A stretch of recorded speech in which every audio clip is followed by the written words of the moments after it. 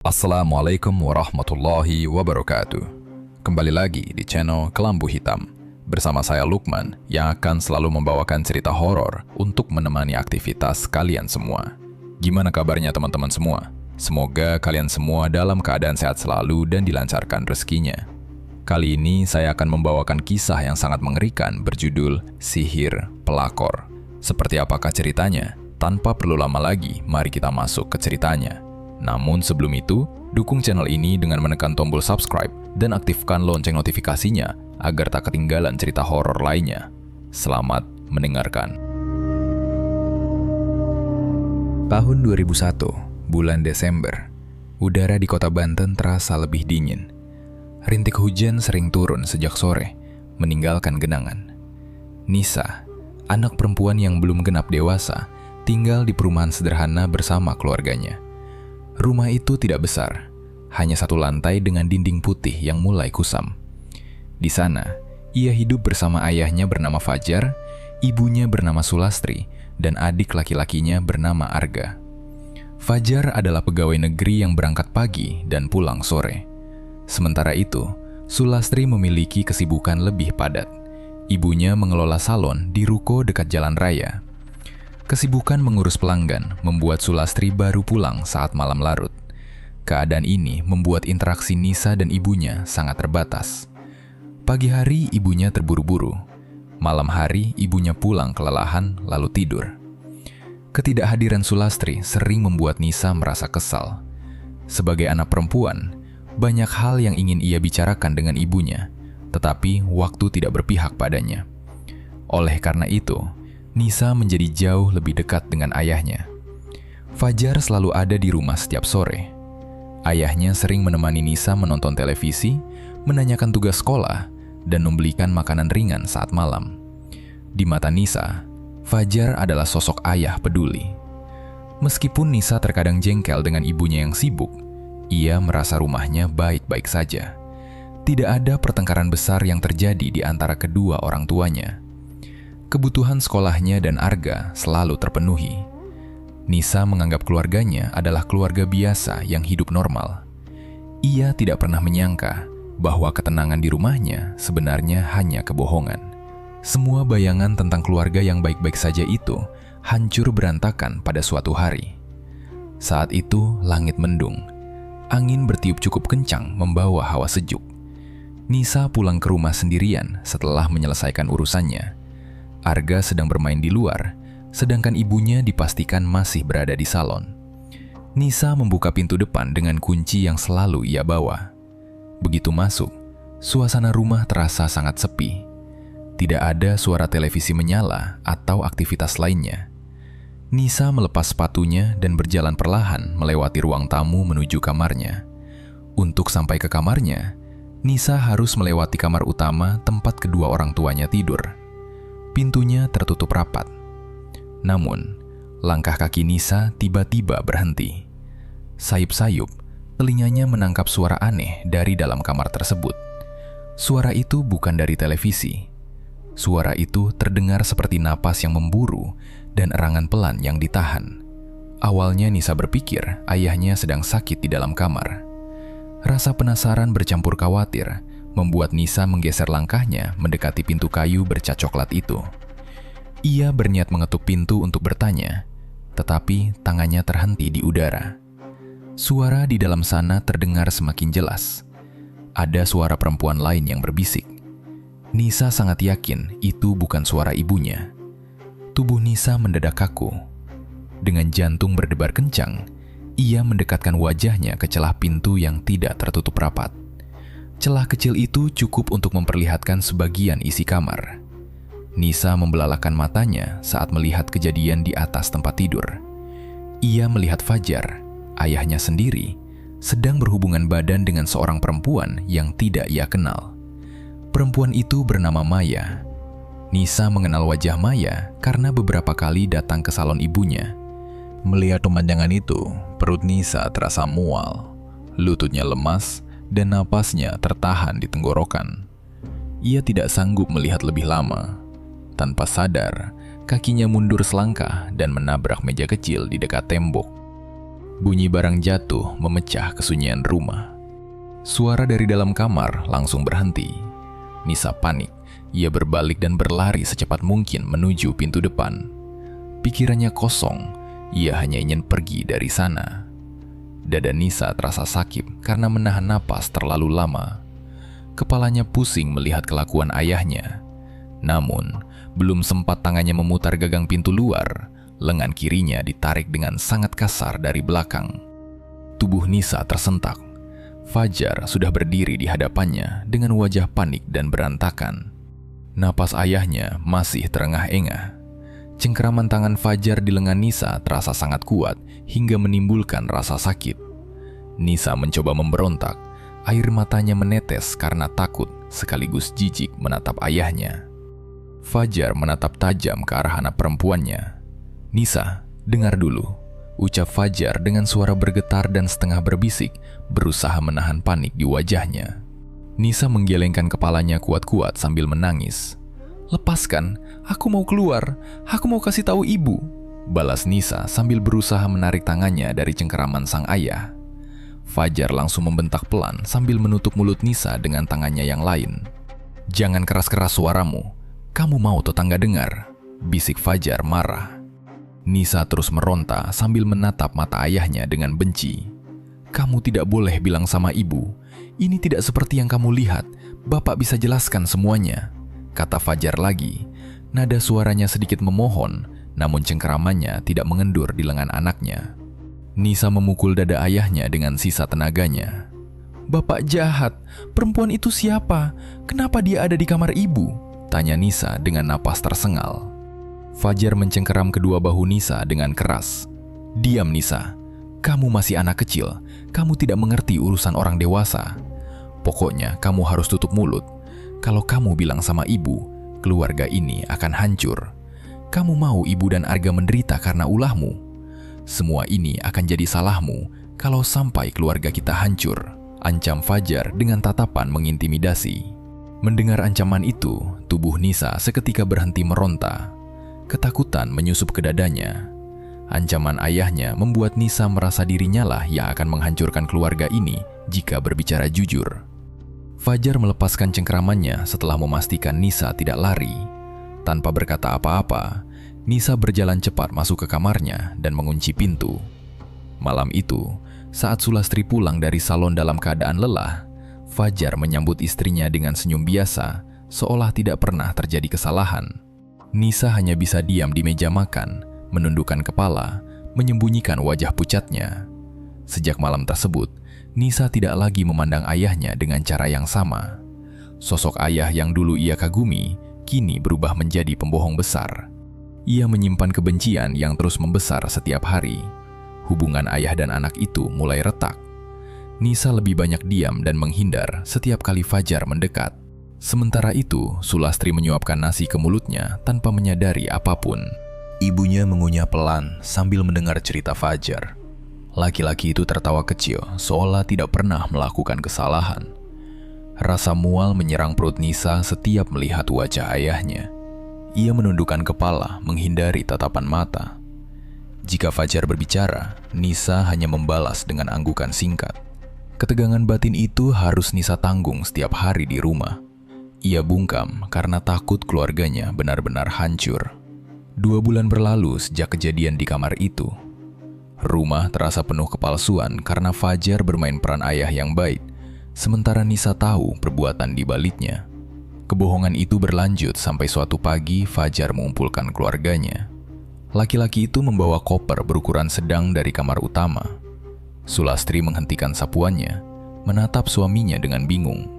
Fajar meletakkan koper di dekat pintu, merapikan kemejanya, lalu mengatakan ada tugas dinas dari kantor. Tidak ada raut wajah mencurigakan dari Fajar. Semuanya terlihat sangat biasa saja. Nisa berdiri di ambang pintu kamar, memperhatikan ayahnya dalam diam. Arga sedang bermain di lantai, tidak peduli dengan urusan orang dewasa. Sulastri meletakkan sapu, mendekati Fajar, lalu membantunya memakai jaket hitamnya. "Bapak dinasnya berapa lama?" tanya Sulastri merapikan resleting jaket suaminya. Fajar tersenyum tipis menepuk bahu istrinya. "Cuma seminggu kok." Ada masalah sedikit di kantor cabang. Nanti kalau urusan udah beres, aku langsung pulang. Jawab Fajar tenang. Sulastri mengangguk paham mendengar penjelasan itu. Ya udah, hati-hati di jalan ya. Nanti kalau udah sampai, langsung kabari, kata Sulastri. Fajar beralih menatap Nisa yang mematung di dekat pintu. Nisa, Bapak berangkat dulu ya. Kamu jaga ibu sama adikmu, jangan nakal, pesan Fajar. Nisa terdiam, lalu mengangguk tanpa membalas ucapan itu. Ia justru merasa lega ayahnya pergi selama seminggu. Tidak ada satupun yang mencurigai kepergian Fajar pagi itu. Beberapa hari setelah Fajar pergi, suasana rumah terasa jauh lebih tenang. Beban di kepala Nisa sedikit berkurang. Suatu sore, Sulastri menyuruh Nisa ke warung membeli gula. Saat Nisa berjalan pulang membawa kantong plastik, ia berpapasan dengan Bu Rina. Tetangganya itu sedang menyapu halaman depan. Bu Rina adalah orang yang paling sering mengobrol dengan warga di perumahan tersebut. Melihat Nisa lewat, Bu Rina berhenti menyapu dan mendekati pagar pembatas. Wajahnya terlihat sangat penasaran. Nisa menghentikan langkahnya, lalu tersenyum sopan kepada tetangganya itu. Nisa, baru pulang dari warung ya? Sapa Bu Rina santai. Iya Bu, disuruh ibu beli gula tadi, jawab Nisa. Bu Rina menatap wajah Nisa dengan dahi berkerut tajam. Ibu mau tanya sedikit nih. Bapakmu sekarang kemana sih? Kok ibu udah lama banget nggak lihat bapak pulang? Tanya Bu Rina penuh selidik. Nisa merasa pertanyaan itu sangat janggal. Bapak lagi tugas keluar kota Bu, ke kantor cabang, jawab Nisa jujur sesuai apa yang ia dengar. Bu Rina memiringkan kepalanya dengan tatapan tidak percaya. Luar kota gimana maksud kamu? Ibu perhatiin udah mau setahun loh bapakmu gak pernah kelihatan pulang. Tetangga lain pada ngomongin, sebenarnya bapakmu kemana sih? Cecar Bu Rina penasaran. Perkataan Bu Rina tidak masuk akal bagi Nisa. Ia ingat jelas ayahnya baru pergi membawa koper beberapa hari lalu. Nisa melihat sendiri Fajar berdiri di ruang tamu. Ibu salah lihat kali. Orang bapak baru aja berangkat hari Minggu kemarin kok, balas Nisa menjelaskan. Bu Rina menggelengkan kepalanya yakin. Nggak mungkin ibu salah ingat Nisa. Waktu bulan puasa tahun lalu aja bapakmu udah nggak ada. Kamu jangan bohongin ibu ya, balas Bu Rina menekan. Nisa mulai merasa sangat tidak nyaman. Jantungnya berdetak lebih kencang. Ia menundukkan kepala, memegang plastiknya erat, lalu berpamitan pergi. Di jalan, Nisa memikirkan ucapan itu. Ingatannya tidak mungkin salah, tetapi wajah Bu Rina tidak terlihat sedang berbohong. Keanehan mengenai keberadaan Fajar ternyata tidak hanya dirasakan oleh Nisa. Pada tempat yang berbeda, Sulastri juga mengalami kejadian serupa. 3 hari setelah kejadian Nisa di warung, Sulastri menghadiri acara kumpul keluarga tetangga di blok sebelah. Ia duduk di antara para ibu di ruang tamu. Awalnya obrolan berjalan biasa saja. Namun, arah pembicaraan berubah ketika seorang ibu di sebelah Sulastri menanyakan kabar suaminya. Sulastri membalas santai bahwa suaminya sedang dinas luar kota selama 1 minggu. Jawaban Sulastri seketika membuat suasana ruangan berubah hening. Beberapa ibu berhenti makan dan saling melempar pandangan aneh satu sama lain. Seorang tetangga bernama Butari mendekati Sulastri. Seminggu gimana sih maksudnya, Las? Suamimu itu kan udah lama banget nggak pulang. Kita semua di sini tahu kok kalau Pak Fajar udah 1,5 tahun pergi dari rumah, ucap Butari serius. Sulastri mengerutkan keningnya, merasa ucapan itu sangat aneh. Kamu ngomong apa sih, Tari? Orang Fajar baru berangkat minggu kemarin kok. Aku sendiri yang masukin bajunya ke koper, sanggah Sulastri tertawa canggung. Tidak ada satupun ibu di sana yang ikut tertawa. Mereka menatap Sulastri bingung. Las, suamiku yang sering ronda juga bilang gitu loh. Suamimu udah 1,5 tahun ngilang. Kamu lagi nyembunyiin sesuatu atau gimana sih? Kalau ada masalah jangan dipendam sendiri, tambah ibu lain. Sulastri menahan napas mendengar perkataan itu. Semua orang di perumahan menganggap Fajar sudah menghilang selama 1,5 tahun. Sulastri mulai panik. Keringat dingin perlahan mengalir di dahinya. Pikirannya mendadak kacau karena ia yakin suaminya baru berpamitan seminggu lalu. Sulastri segera pamit pulang dengan alasan kepalanya mendadak sakit. Sepanjang jalan menuju rumah, langkah kakinya terasa berat. Kepalanya berdenyut memikirkan informasi ganjil tersebut. Tidak mungkin puluhan tetangga sepakat berbohong bersamaan kepadanya. Namun, ia juga sangat yakin bahwa Fajar masih makan bersamanya di meja makan beberapa hari yang lalu. Begitu membuka pintu rumah, Sulastri langsung memanggil Nisa. Wajah ibunya terlihat pucat saat menanyakan apakah Nisa pernah mendengar hal serupa dari warga perumahan. Nisa mengangguk pelan, lalu menceritakan pertemuannya dengan Bu Rina. Semakin banyak orang yang memberikan kesaksian sama persis, membuat Sulastri dan Nisa benar-benar kebingungan. Ibu dan anak itu duduk berhadapan di ruang tamu tanpa suara. Mereka mulai mempertanyakan ingatan di kepala mereka sendiri. Untuk pertama kalinya, kedua perempuan itu merasakan hal yang sama. Keduanya merasa ada sesuatu yang ganjil sengaja disembunyikan dari penglihatan mereka. Kesaksian puluhan tetangga tidak mungkin sebuah rekayasa. Tetapi ingatannya tentang Fajar yang baru berpamitan seminggu lalu juga terasa sangat nyata. Setelah terdiam cukup lama, Sulastri akhirnya membuat keputusan bulat. Ia beranjak dari kursi dan mengatakan kepada Nisa bahwa mereka harus pergi ke kantor tempat Fajar bekerja. Sulastri ingin mencari jawaban pasti dari atasan atau rekan kerja suaminya. Nisa setuju dan segera masuk ke kamar untuk mengganti pakaian. Namun, rencana tersebut hancur dalam hitungan menit. Saat Sulastri baru saja mengambil tas di atas meja, terdengar suara kunci diputar dari luar pintu depan. Pintu terbuka perlahan. Sosok laki-laki tinggi yang sangat mereka kenal melangkah masuk ke dalam rumah. Itu adalah Fajar. Laki-laki itu menenteng koper yang sama seperti saat ia berpamitan. Wajahnya biasa saja, tidak menunjukkan ekspresi kelelahan. Ia melepaskan sepatunya dan berjalan masuk seolah tidak pernah terjadi apa-apa. Sulastri dan Nisa yang sudah siap berangkat mendadak kaku di tempat. Langkah mereka terhenti seketika. Sulastri membelalakan matanya, menatap suaminya dari ujung kepala sampai ujung kaki. Napas Sulastri memburu, dadanya naik turun menahan emosi dan rasa kebingungan yang sudah memuncak.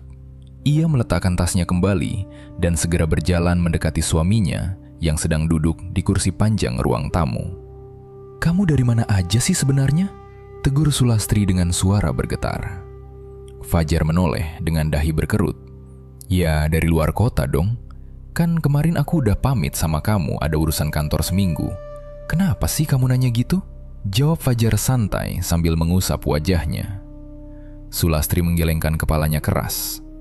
"Seminggu dari mana? Semua orang di perumahan ini bilang kamu udah nggak pulang 1,5 tahun.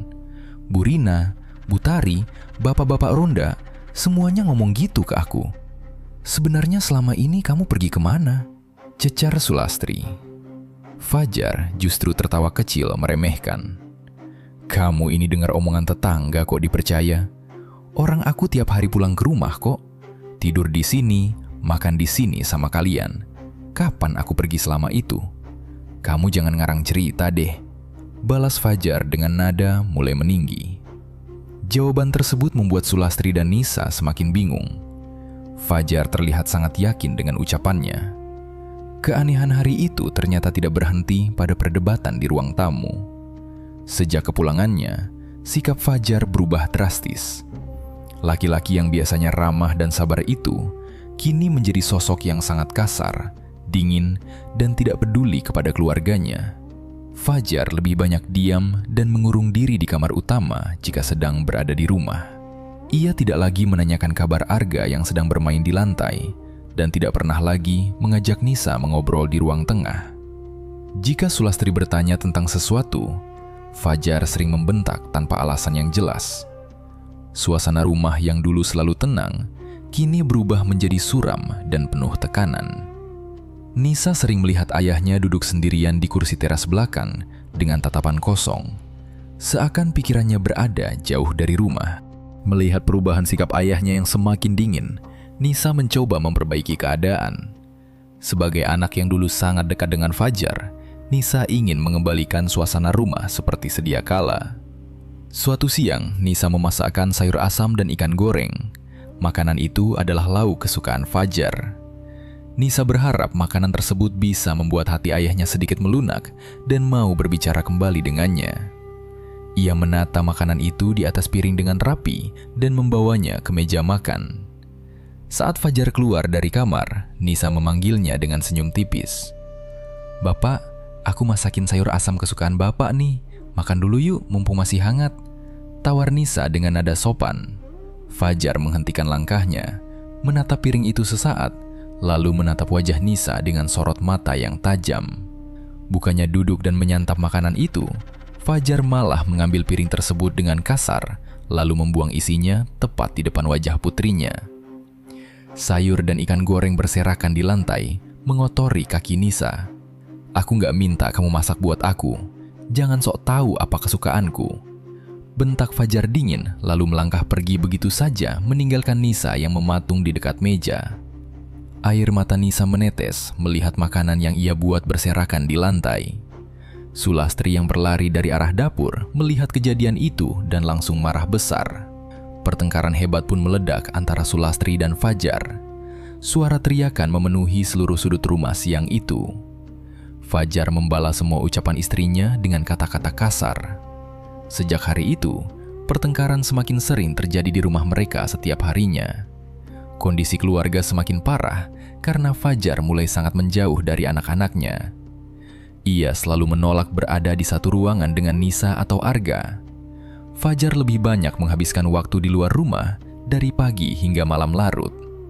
Ia pulang hanya untuk tidur, lalu bergegas pergi lagi sebelum matahari bersinar terang. Melihat perubahan tidak wajar yang terus terjadi setiap hari, seorang tetangga bernama Pak Hasan datang berkunjung. Pak Hasan merasa prihatin karena belakangan ini sering mendengar suara keributan dan bantingan barang dari rumah Sulastri.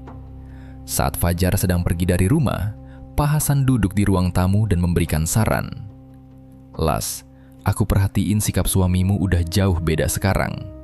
Matanya itu sering kosong, tapi hawanya panas terus kalau lagi di rumah. Kamu coba deh minta tolong sama Kiai Ahmad di kampung sebelah. Siapa tahu ada yang gak beres sama suamimu itu," saran Pak Hasan pelan. Sulastri menghela napas panjang. "Aku juga ngerasa gitu, Pak. Fajar itu dulu gak pernah main tangan atau bentak anak. Sekarang dia kayak orang lain yang gak kenal keluarganya sendiri," keluh Sulastri sambil menahan tangis. Sulastri yang sudah kehabisan cara akhirnya menerima saran tersebut. Pak Hasan mengangguk pelan melihat keputusasaan tetangganya itu. Ia menuliskan sebuah alamat di secari kertas dan memberikannya kepada Sulastri. Tanpa menunggu lama, sore itu juga Sulastri mengajak Nisa pergi ke sana. Perjalanan menuju kampung sebelah memakan waktu 30 menit menggunakan angkutan umum. Sepanjang jalan, Nisa hanya diam memeluk lengan ibunya. Ia masih merasa trauma dengan bentakan ayahnya tadi siang yang membuang masakannya ke lantai. Sesampainya di lokasi, mereka menemukan rumah sederhana berdinding kayu jati dengan halaman luas yang dipenuhi pohon mangga. Rumah itu adalah kediaman Kiai Ahmad. Seorang pria parubaya berpakaian rapi dengan wajah tenang menyambut mereka di teras depan.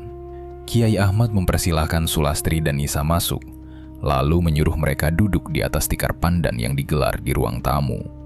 Udara di ruangan itu terasa sangat sejuk, kontras dengan udara panas di luar. Bau dupa sayup-sayup tercium dari arah ruang belakang, menciptakan suasana sedikit menegangkan namun terasa menenangkan bagi Nisa.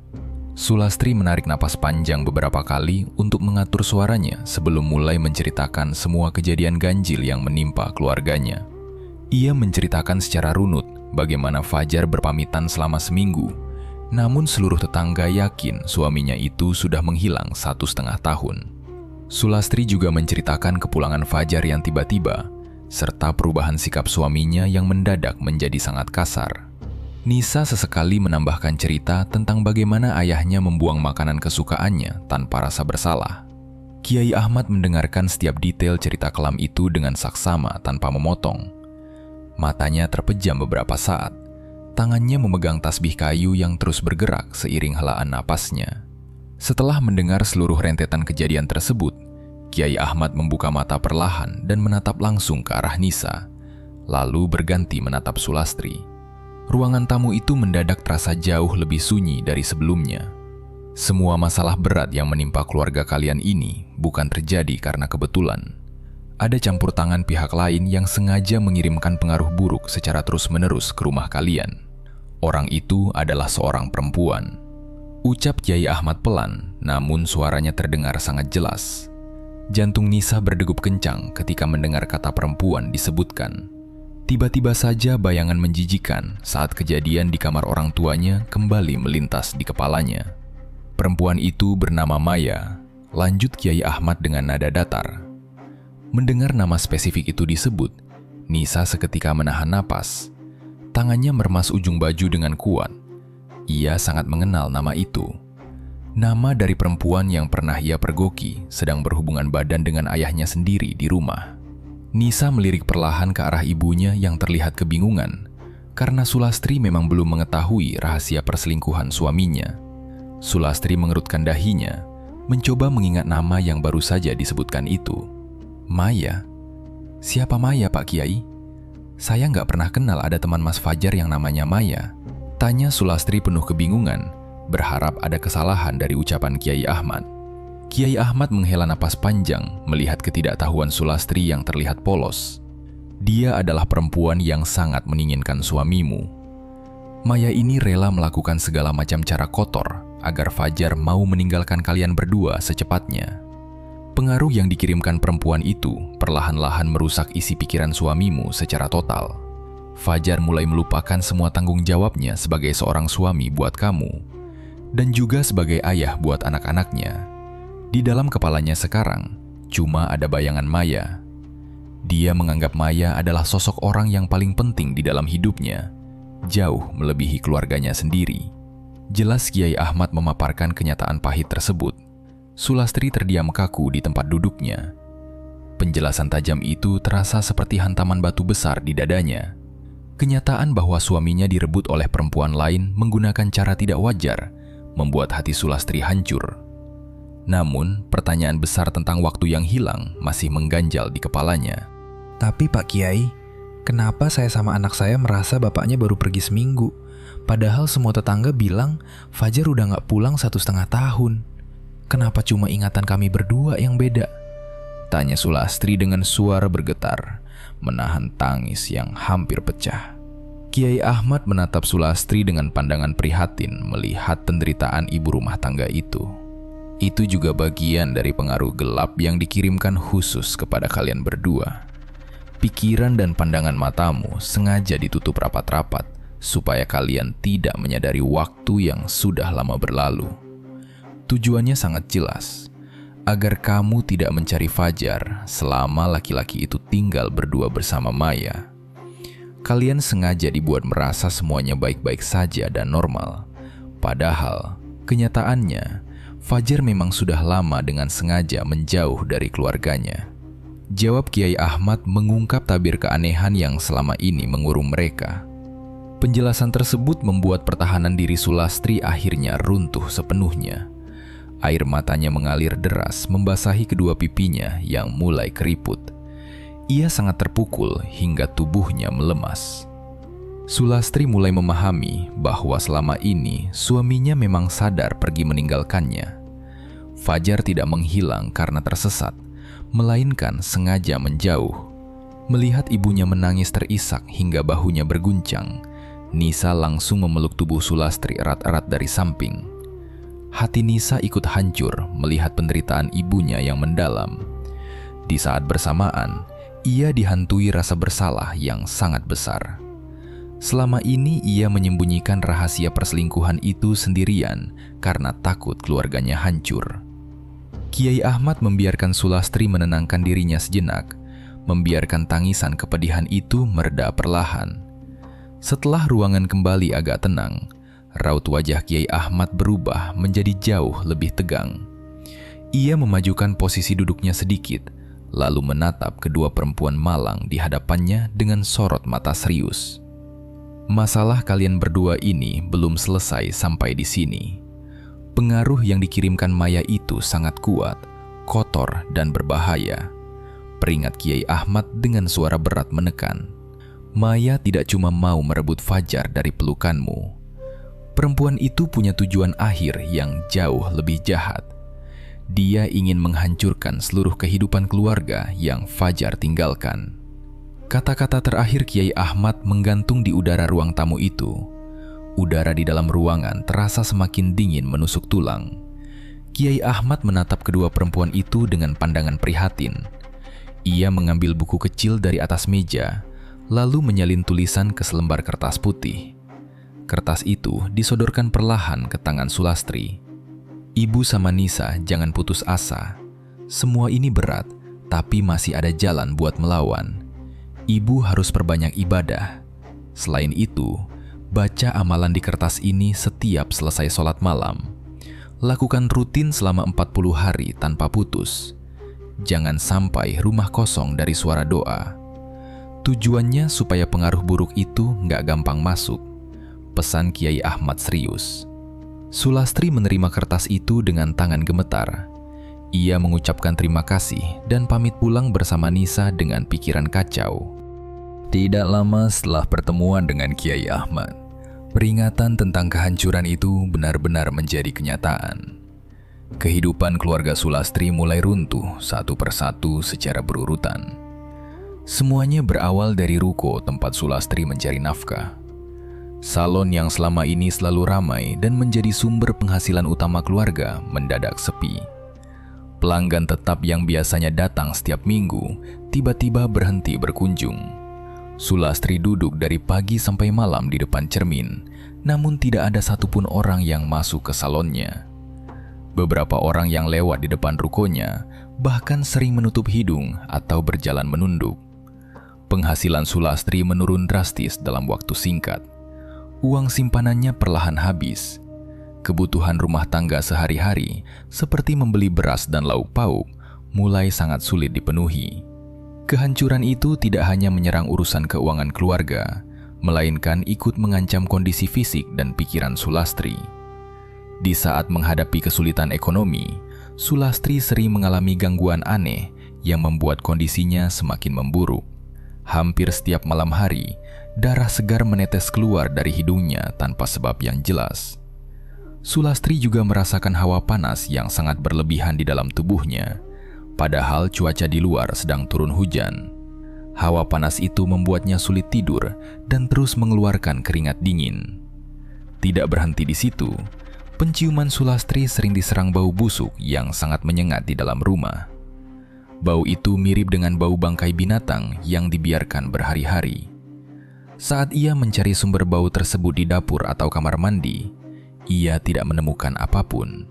Puncaknya, Sulastri beberapa kali melihat sosok menyeramkan berdiri di sudut ruangan.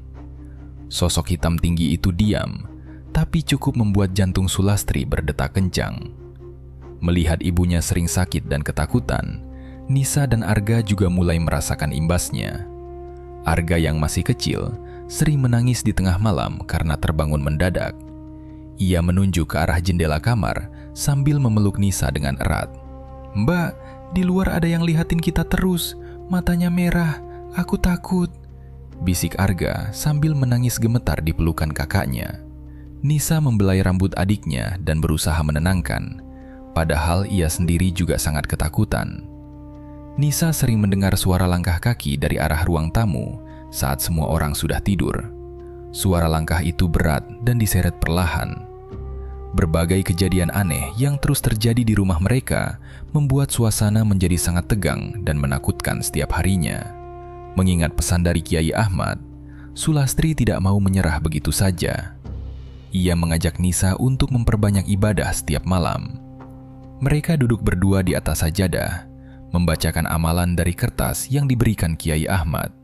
Mereka melakukan ibadah itu dengan niat melindungi rumah selama 40 hari penuh. Namun, kenyataan di lapangan justru berbalik dari harapan. Gangguan yang mereka alami justru semakin berat dari hari ke hari. Suara langkah kaki berubah menjadi suara ketukan keras di dinding rumah. Bau busuk yang dulunya hanya tercium di malam hari, kini terus menempel bahkan saat siang bolong. Sosok menyeramkan yang sebelumnya hanya berdiri di sudut ruangan, sekarang mulai berani menampakkan wujudnya di depan cermin kamar mandi. Rumah yang seharusnya menjadi tempat paling aman, kini berubah menjadi tempat penuh kengerian bagi keluarga kecil itu. Puncak dari semua keanehan dan teror tersebut akhirnya terbongkar pada suatu malam.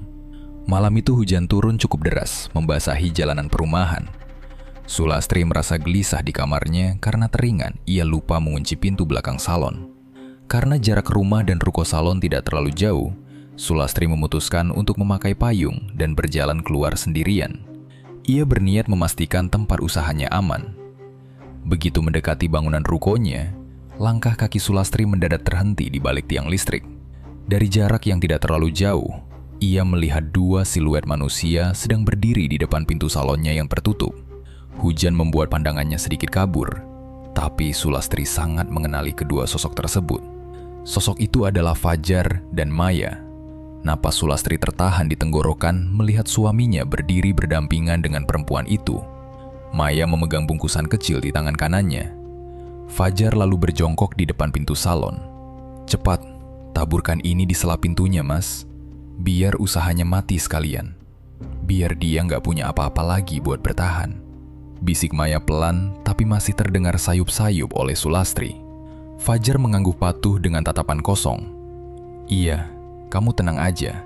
Aku pasti lakuin semua yang kamu minta," jawab Fajar tanpa emosi. Maya menaburkan isi bungkusan itu tepat di celah pintu. Sulastri menutup mulutnya dengan sebelah tangan agar tidak mengeluarkan suara teriakan. Setelah bungkusan habis, mereka berdua segera pergi meninggalkan ruko dengan tergesa-gesa. Kakinya terasa lemas melihat suaminya sendiri ikut andil menghancurkan usahanya. Sulastri berjalan perlahan mendekati pintu salonnya setelah dua orang itu pergi. Ia melihat taburan tanah merah bercampur bunga layu dan pecahan kaca di lantai. Sejak malam tersebut, Sulastri yakin semua kesulitan keluarganya bukanlah kebetulan. Ada niat jahat yang sengaja dikirimkan untuk menghancurkan hidupnya perlahan-lahan. Meski rasa takut memeluk tubuhnya, Sulastri mengepalkan tangannya kuat-kuat. Ia memilih tetap bertahan hidup demi kedua anaknya yang masih sangat bergantung kepadanya. Malam itu Sulastri tidak bisa memejamkan mata sama sekali. Ia duduk bersandar di dinding kamar sambil memikirkan segala cara untuk menghentikan perbuatan suaminya. Mengandalkan doa ternyata belum cukup menghentikan langkah Maya dan Fajar. Saat matahari mulai terbit, Sulastri membuat sebuah keputusan nekat. Ia merapikan penampilannya dan berniat mendatangi kantor tempat Fajar bekerja. Ia ingin melaporkan kelakuan suaminya kepada atasan Fajar. Sebagai istri sah seorang pegawai negeri, Sulastri tahu ia punya hak untuk menuntut keadilan. Ia berharap pihak kantor bisa memberikan teguran keras atau sanksi agar Fajar sadar akan tanggung jawabnya. Pagi itu udara terasa cukup panas menyengat kulit. Sulastri sampai di gedung kantor suaminya setelah naik angkutan umum 2 kali. Ia melangkah masuk dengan perasaan campur aduk. Jantungnya berdebar kencang saat mendekati meja bagian kepegawaian. Seorang perempuan parubaya berseragam rapi menyambutnya di balik meja kaca. Sulastri memperkenalkan dirinya sebagai istri Fajar dan menyatakan niatnya untuk bertemu atasan suaminya. Ia ingin melaporkan bahwa Fajar sudah lama menelantarkan keluarga dan berbuat kasar di rumah. Namun, raut wajah pegawai perempuan itu mendadak berubah bingung. Perempuan itu menatap Sulastri dari atas sampai bawah dengan pandangan tidak percaya. Ia kemudian membuka sebuah buku tebal di atas mejanya dan memeriksa deretan nama pegawai. Suasana di ruangan itu tiba-tiba terasa sangat canggung. Pegawai itu meminta Sulastri duduk, lalu memberikan penjelasan yang membuat dada Sulastri sesak. "Maaf, ibu ini benar istrinya Pak Fajar. Kok aneh ya?" ucal pegawai itu dengan dahi berkerut tajam. Sulastri mengangguk cepat. "Iya Bu, saya Sulastri, istri sahnya Fajar. Saya bawa buku nikah kami buat bukti kalau ibu nggak percaya," jawab Sulastri sambil membuka tasnya dengan tangan bergetar. Pegawai itu menahan tangan Sulastri dengan sopan. "Bukan begitu maksud saya, Bu. Cuma setahu kami semua di kantor ini, Pak Fajar itu baru saja menikah lagi secara resmi sekitar 1 tahun yang lalu. Istrinya yang sekarang sering datang ke sini bawakan makanan, namanya Mbak Maya. Jelas pegawai itu pelan. Sulastri terperanjat, matanya terbelalak lebar. Menikah resmi bagaimana maksudnya? Fajar nggak mungkin bisa nikah lagi kalau saya belum tanda tangan surat cerai. Saya ini masih hidup dan masih berstatus istri sahnya. Balas Sulastri panik. Pegawai itu menatap Sulastri dengan raut wajah iba bercampur ngeri. Itu dia masalahnya, Bu. Pak Fajar mengurus surat izin menikah lagi di kantor ini dengan alasan istrinya sudah meninggal dunia. Beliau bawa surat keterangan kematian atas nama Ibu Sulastri ke sini tahun lalu. Ucapan pegawai itu membuat Sulastri sangat terkejut. Kepalanya mendadak pusing, pandangannya menjadi kabur sesaat. Kebohongan keji itu membuat Fajar bisa menikahi Maya tanpa hambatan administrasi di kantor. Suaminya sendiri telah mematikan dirinya di atas kertas secara sadar. Sulastri merasa seluruh pengorbanannya selama ini, mengurus rumah dan anak-anak dari pagi sampai malam, telah dihancurkan begitu saja. Laki-laki yang dulu berjanji melindunginya, kini dengan tega menganggapnya sudah mati agar bisa bersama perempuan lain. Air mata Sulastri menetes tanpa bisa ditahan. Ia keluar dari gedung kantor itu dengan langkah gontai dan napas tersengal. Rasa sedih yang ia rasakan perlahan berubah menjadi kemarahan besar. Ia tidak sudi membiarkan laki-laki itu tertawa di atas penderitaannya. Sulastri segera pulang menjemput Nisa dan Arga. Ia bertekad mendatangi Fajar hari itu juga untuk meminta penjelasan langsung. Ia tidak terima dirinya diperlakukan sangat buruk seperti ini. Siang harinya, Sulastri membawa kedua anaknya ke sebuah rumah kontrakan yang sempat ia dengar dari tetangga sebagai tempat Fajar sering terlihat. Begitu sampai di depan rumah itu, pintu depan terbuka. Fajar sedang duduk di ruang tamu bersama Maya. Melihat pemandangan itu, napas Sulastri menjadi cepat karena marah. Ia menerobos masuk sambil menggandeng tangan Nisa dan Arga. "Fajar, kamu ini benar-benar laki-laki jahat. Kamu bilang ke kantormu kalau aku udah mati. Kamu anggap aku ini apa?" teriak Sulastri menangis. Fajar berdiri dengan wajah keras. Tangannya mengepal di samping paha. Tidak terlihat rasa bersalah di matanya. "Ngapain kamu kesini bikin ribut? Keluar dari rumahku sekarang," bentak Fajar menunjuk pintu. Nisa yang ketakutan mencoba memegang tangan ayahnya. "Bapak, kasihan ibu. Jangan usir kita, Pak," tangis Nisa memohon. Bukannya luluh, Fajar justru menepis tangan Nisa dengan sangat kasar, hingga anak perempuannya itu hampir terjatuh. "Aku nggak peduli, kalian semua pergi dari sini. Jangan pernah berani ganggu hidupku sama Maya lagi. Kalian bukan urusanku," usir Fajar tanpa belas kasihan. Tidak ada lagi sisa kasih sayang yang dulu dimiliki Fajar kepada keluarganya. Mata laki-laki itu hanya memancarkan kebencian. Di belakang Fajar, Maya berdiri menyilangkan tangan di dada. Perempuan itu tersenyum meremehkan, berani menunjukkan secara terang-terangan bahwa dirinya telah berhasil merebut Fajar seutuhnya. Maya menatap Sulastri dengan pandangan puas, seolah merayakan kemenangannya menghancurkan keluarga sah suaminya. Diusir dengan cara kasar oleh suaminya sendiri, membuat batin Sulastri hancur. Ia tidak punya pilihan selain menarik tangan Nisa dan Arga untuk pergi dari rumah itu sebelum Fajar bertindak lebih kasar. Mereka berjalan pulang di bawah matahari siang dengan tangisan yang tertahan.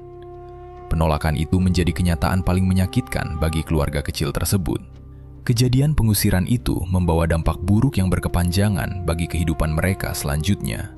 Tanpa bantuan uang dari Fajar, keadaan ekonomi keluarga Sulastri semakin hari semakin memburuk. Uang hasil tabungan yang tersisa sudah habis untuk makan sehari-hari. Bisnis salonnya pun benar-benar sepi total akibat ulah Maya malam itu. Tidak ada pelanggan yang datang, sementara tagihan kebutuhan hidup terus berdatangan. Imbas paling besar dirasakan oleh Nisa yang saat itu masih sekolah. Surat peringatan dari pihak sekolah mulai sering datang ke rumah mereka. Nisa terancam tidak bisa melanjutkan pendidikannya karena biaya yang menunggak berbulan-bulan tidak kunjung dibayar. Saat kondisi keluarga sedang berada di titik terendah secara keuangan dan mental, Gangguan gaib di rumah itu justru semakin memburuk. Kali ini, sasarannya mulai beralih. Jika sebelumnya Sulastri yang terus menerima teror, kini Nisa yang menjadi korban berikutnya. Malam itu, saat Nisa mencoba tidur, ia mulai sering mendengar suara aneh. Awalnya suara itu sangat pelan, namun lama-kelamaan terdengar jelas. Ada suara parau yang memanggil namanya dari luar jendela kamar setiap malam. Suara itu terus berbisik meminta Nisa keluar dari rumah. Nisa hanya bisa menutup telinganya dengan bantal sambil gemetar ketakutan di atas kasur sampai pagi datang. Gangguan yang dialami Nisa tidak berhenti hanya pada suara panggilan di malam hari. Tidak lama kemudian, Nisa mulai melihat sosok hitam yang terus muncul di berbagai tempat. Saat ia mencuci piring di dapur, ia melihat bayangan tinggi berdiri diam di dekat pintu kamar mandi. Saat ia berjalan menuju sekolah, sosok yang sama seolah mengikutinya dari seberang jalan.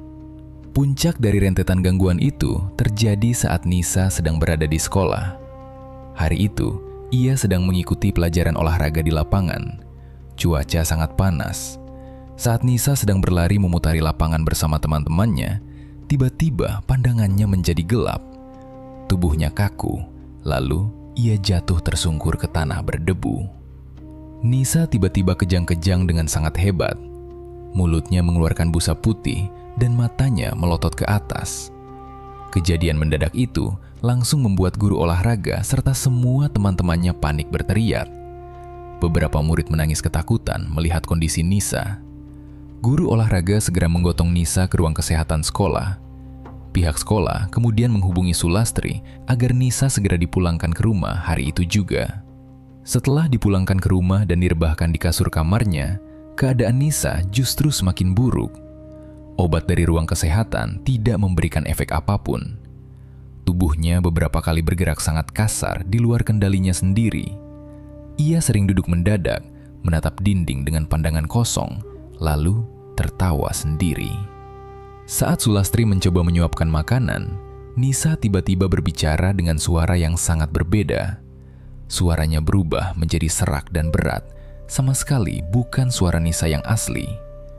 Ia menatap ibunya dengan sorot mata penuh kebencian. Nisa juga mulai tidak mengenali orang-orang di sekitarnya saat sedang tidak sadar. Sulastri mencoba memeluk pundak anaknya.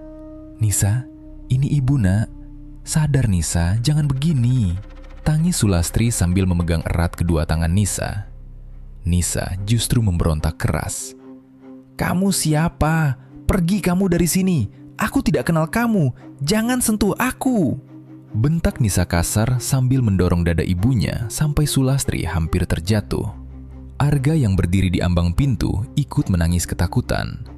Sulastri merasa sangat putus asa. Ia segera meminta tolong ke tangganya, Pak Hasan, untuk segera menjemput Kiai Ahmad malam itu juga. 1 jam kemudian, Pak Hasan tiba di rumah itu membawa Kiai Ahmad. Begitu melangkah masuk ke dalam rumah, Kiai Ahmad langsung menghentikan langkahnya. Udara di dalam rumah terasa sangat berat dan panas. Kiai Ahmad berjalan mendekati Nisa yang sedang duduk menggeram di lantai ruang tamu. Setelah memperhatikan kondisi Nisa beberapa saat, wajah Kiai Ahmad berubah menjadi sangat tegang. Ia menyadari sebuah niat yang sangat jahat. "Las, kamu harus bersiap. Nisa sekarang telah dijadikan sasaran utama oleh Maya," ucap Kiai Ahmad dengan suara serius. Sulastri menelan ludah, air matanya kembali menetes. "Maksudnya bagaimana Pak Kiai? Nisa mau diapakan?" tanya Sulastri panik. Kiai Ahmad menatap Sulastri tajam. "Maya sengaja menjadikan anakmu sebagai korban utama malam ini. Pada saat yang sama di tempat lain, perempuan itu sedang menjalankan ritual untuk menarik paksa Nisa keluar dari rumah ini. Jika Nisa sampai keluar melewati pintu itu malam ini, nyawanya tidak akan selamat," jelas Kiai Ahmad. Mengetahui rencana jahat tersebut, Sulastri memeluk Arga erat-erat sambil terus menangis memohon pertolongan. Benar saja, tepat pada tengah malam, Nisa mengalami kerasukan hebat yang menjadi puncak gangguan tersebut. Pengaruh dari ritual Maya mulai bereaksi kuat. Tubuh Nisa mendadak berdiri kaku, matanya sepenuhnya putih. Ia berteriak histeris dan langsung berlari kencang menuju pintu depan. Aku harus pergi. Dia memanggilku. Buka pintunya. Buka!" teriak Nisa sambil meronta sekuat tenaga saat tubuhnya ditahan. Sulastri, Arga, Pak Hasan, dan Kiai Ahmad langsung bergerak cepat menahan tubuh anak perempuan itu. Mereka semua berjuang menyelamatkan Nisa dengan sekuat tenaga. Pak Hasan memegang kedua lengan Nisa dari belakang. Sulastri dan Arga menahan kedua kaki Nisa yang terus menendang benda-benda di sekitarnya. Tenaga Nisa berkali-kali lipat lebih besar dari ukuran tubuhnya. Kiai Ahmad berdiri tepat di depan Nisa, menahan kepalanya sambil terus membacakan doa secara lantang. Nisa terus meronta, mencakar, dan berusaha keras keluar rumah karena di dalam pikirannya, ia merasa ada seseorang yang memanggil dan memaksanya datang. Pertarungan fisik dan batin itu menguras habis tenaga mereka semua di ruang tamu tersebut. Keadaan malam itu sangat menegangkan. Keringat membasahi wajah semua orang di ruangan itu. Nisa terus berteriak kesakitan setiap kali Kiai Ahmad membacakan ayat suci. Perjuangan menahan tubuh Nisa berlangsung selama berjam-jam sepanjang malam tanpa ada waktu untuk istirahat. Hingga menjelang waktu subuh, Nisa menjerit panjang sebelum akhirnya seluruh tubuhnya melemas. Nisa jatuh pingsan di atas pangkuan Sulastri. Setelah melalui proses yang sangat panjang dan melelahkan, Nisa akhirnya berhasil disadarkan dan selamat dari pengaruh jahat tersebut. Di tempat yang jauh dari sana, dupa ritual milik Maya tiba-tiba mati tertiup angin kencang. Rencana Maya menarik nyawa Nisa gagal terlaksana berkat doa dan pertahanan kuat di rumah Sulastri. Pagi mulai datang membawa cahaya masuk melalui celah jendela. Sulastri memeluk erat tubuh Nisa yang basah oleh keringat. Pak Hasan dan Kiai Ahmad duduk bersandar di dinding sambil mengatur napas yang terengah-engah. Nisa perlahan membuka matanya dengan tatapan sayu, kebingungan melihat semua orang berkumpul di sekelilingnya. Malam saat Nisa berhasil diselamatkan dari ambang kematian, rupanya menjadi malam terakhir teror gaib datang ke rumah mereka. Kegagalan mutlak rencana Maya menarik nyawa Nisa ternyata membawa akibat besar yang sangat fatal. Ilmu hitam selalu menuntut bayaran mahal dari pemintanya. Kegagalan rencana Maya membawa akibat besar bagi dirinya dan Fajar. Kehidupan yang mereka bangun bersama mulai hancur sedikit demi sedikit.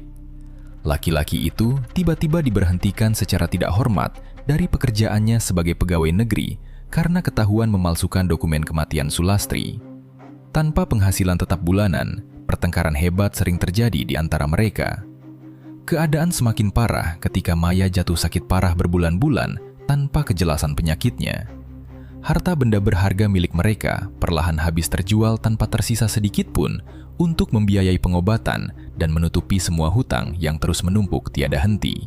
Sementara Fajar dan Maya terus terpuruk semakin dalam ke jurang penderitaan, keadaan berbalik membawa harapan baru untuk keluarga Sulastri. Sulastri dan anak-anaknya perlahan berhasil bangkit dari berbagai penderitaan yang mereka alami secara menyakitkan di masa lalu. Seiring berjalannya waktu, bayangan hitam dan bau busuk tidak pernah lagi muncul mengganggu. Udara rumah kembali terasa sejuk. 10 tahun kemudian, Nisa telah tumbuh dewasa dan menjadi seorang guru. Ia hidup lebih tenang karena memiliki pekerjaan sendiri. Salon milik Sulastri yang dulu sempat mati, kini kembali ramai didatangi banyak pelanggan setia. Keadaan ekonomi keluarga membaik pesat hingga tidak merasakan kesulitan. Arga juga tumbuh menjadi pria cerdas di bangku kuliah. Mereka bertiga hidup sangat rukun saling menjaga, benar-benar meninggalkan semua rasa trauma dari masa lalu yang kelam itu sepenuhnya di belakang untuk selamanya. Meskipun hidupnya berjalan tenang dan damai, ada satu hal kecil yang sering mengganjal di dalam hati Nisa. Suatu hari, saat Nisa berada di sekolah, ia menemukan informasi tentang keberadaan Fajar. Ia tidak sengaja berpapasan dengan mantan rekan kerja ayahnya yang memberikan alamat kontrakan sangat sederhana di pinggiran kota. Setelah menimbang keputusan besar itu dengan hati-hati selama beberapa hari, Nisa membuat keputusan bulat untuk menemuinya. Ia sadar, bagaimanapun buruknya masa lalu, Fajar tetaplah ayah kandungnya. Pada hari Minggu pagi yang cerah, Nisa berangkat sendirian mengendarai sepeda motor. Perjalanan siang itu memakan waktu hampir 1 jam karena melewati jalanan sempit dan padat.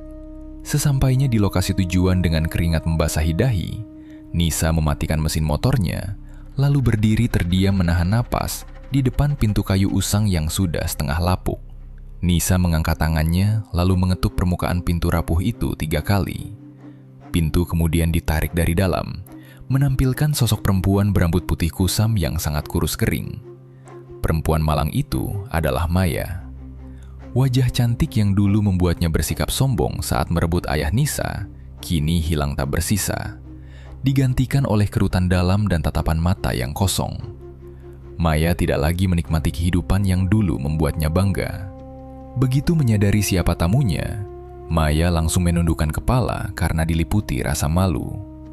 Tanpa mengucapkan sepatah kata pun, ia berbalik badan dan berjalan masuk ke ruang paling belakang. Nisa menghela napas, lalu melangkah masuk ke dalam ruangan kecil yang sangat pengap itu. Matanya tertuju pada kasur lantai tipis di sudut temaram. Saat tiba di tempat tinggal ayahnya, ia sangat terkejut melihat kondisi Fajar secara langsung. Laki-laki yang dulu selalu gagah, kini sudah tua, sakit, dan hidup dalam kesulitan amat memprihatinkan. Mendengar langkah sepatu perlahan mendekat, Fajar memutar kepalanya dengan lambat. Matanya yang sangat cekung membesar perlahan saat ia mengenali sosok perempuan dewasa yang berdiri diam menatapnya. Air mata seketika langsung menggenang di pelupuk mata Fajar, membasahi bantal kerasnya. Melihat keadaan ayahnya yang sama sekali tidak berdaya, Nisa tidak mampu menyembunyikan rasa sedih yang muncul di wajahnya, meskipun bertahun-tahun lalu ia pernah disakiti dengan sangat kasar. Nisa perlahan berjongkok di samping kasur tipis itu, lalu dengan hati-hati membuka bungkusan yang sengaja ia bawa dari rumah. Ia datang membawa masakan makanan kesukaan Fajar. Nisa menata piring plastik berisi nasi putih, sayur asam berkuah wangi, dan ikan goreng renyah tepat di dekat tangan rentan ayahnya yang gemetar. "Bapak, aku datang ke sini sengaja buat jenguk keadaan Bapak hari ini. Aku bawa makanan dari rumah ibuku. Ini sayur asam sama ikan goreng kesukaan Bapak. Ayo dimakan dulu sedikit, mumpung kuahnya masih sangat hangat," ucap Nisa, berbicara kepadanya dengan nada suara tenang dan bersahabat. Fajar menatap piring itu lekat, lalu kembali menatap wajah Nisa sambil terisak menahan sesak pedih di dadanya. "Nisa, kamu beneran masih mau datang jauh-jauh menemui Bapak ke tempat seburuk ini? Bapak ini orang yang sangat jahat. Bapak sudah menghancurkan hidupmu sama ibu dulu," ucap Fajar dengan suara bergetar parau. Nisa memegang lembut tangan ayahnya yang terasa dingin dan kasar. "Iya dong, Pak. Biar bagaimanapun juga, aku ini kan masih anak kandung Bapak. Semua rasa sakit yang terjadi dulu sudah berlalu sepenuhnya," jawab Nisa meyakinkan. Fajar menggelengkan kepalanya lemah dengan air mata deras membasahi pipi keriputnya. "Bapak sangat menyesal, Nak. Dulu Bapak terlalu bodoh. Bapak malah marah dan membuang makanan yang kamu masak buat Bapak ke lantai. Sekarang rasanya Bapak sama sekali tidak pantas makan makanan lezat dari kamu ini. Maafkan Bapak ya Nisa. Bapak sudah bikin ibu sama Arga menderita," tangis Fajar penuh penyesalan tulus. "Bapak tenang saja, jangan menangis terus." Nisa ingin mengatakan bahwa dirinya, Sulastri, dan Arga telah memaafkan semua kesalahan masa lalu Bapak dengan ikhlas. Balas Nisa pelan. Mendengar ucapan pengampunan tulus tanpa syarat itu, pertahanan Fajar akhirnya runtuh seutuhnya. Fajar hanya bisa menangis dan menyesali keputusan-keputusan kotor yang pernah menghancurkan keluarganya sendiri, meratapi kebodohannya di masa lalu yang tak mungkin bisa diperbaiki lagi karena waktu tidak dapat diulang. Penyesalan paling perih itu rupanya datang sangat terlambat ketika kesehatan dan sisa usianya di dunia ini hampir habis. Sementara itu, Nisa dengan hati lapang memilih mengakhiri semua rantai luka panjang dengan pengampunan total demi kedamaian batinnya sendiri. Nisa tersenyum tipis merapikan selimut Fajar sejenak, lalu berpamitan sopan dan melangkah perlahan keluar dari kontrakan gelap tersebut tanpa membawa secuil pun beban di dadanya. Saat Nisa berdiri di depan jalanan aspal, hembusan angin sejuk langsung membelai rambutnya dengan lembut. Matahari siang terasa sangat cerah dan hangat, menyambut kehidupan baru penuh harapan yang benar-benar bersih dari cengkraman bayangan masa lalu kelam. Cerita pun berakhir. Terima kasih buat teman-teman yang udah menyimak cerita ini sampai akhir. Buat teman-teman yang baru bergabung, jangan lupa untuk subscribe dan aktifkan lonceng notifikasinya. Nantikan cerita horor terbaru dari Kelambu Hitam. Saya Lukman mohon pamit undur diri. Wassalamualaikum warahmatullahi wabarakatuh.